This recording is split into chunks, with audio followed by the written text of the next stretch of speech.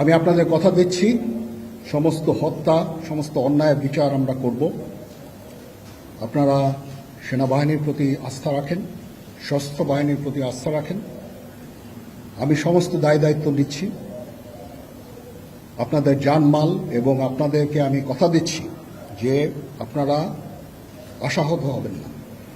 ইনশাল্লাহ আপনাদের যত দাবি আছে সেই দাবিগুলো আমরা পূরণ করব এবং দেশে একটা শান্তি শৃঙ্খলা ফিরিয়ে নিয়ে আসব।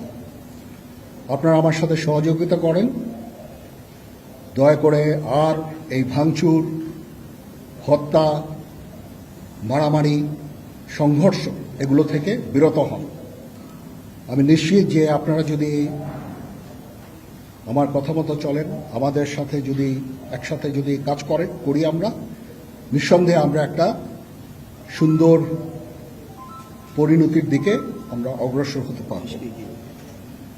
আপনারা দয়া করে আমাকে সাহায্য করেন। মারামারি করে এই সংঘাতের মাধ্যমে আমরা আর কিছু অ্যাচিভ করতে পারবো না, আর কিছু আমরা পাবো না। সুতরাং দয়া করে আপনারা সমস্ত ধ্বংসযজ্ঞ, সমস্ত অরাজকতা, সমস্ত সংঘর্ষ থেকে বিরত হন এবং ইনশাআল্লাহ আমরা সবাই মিলে একটা সুন্দর ভবিষ্যতের দিকে আমরা অগ্রসর হব। প্রতিটা হত্যার বিচার করা হবে, প্রতিটা অন্যায়ের বিচার হবে। আমরা আজকে সুন্দরভাবে কথা বলেছি। সমস্ত দলের প্রধান দলের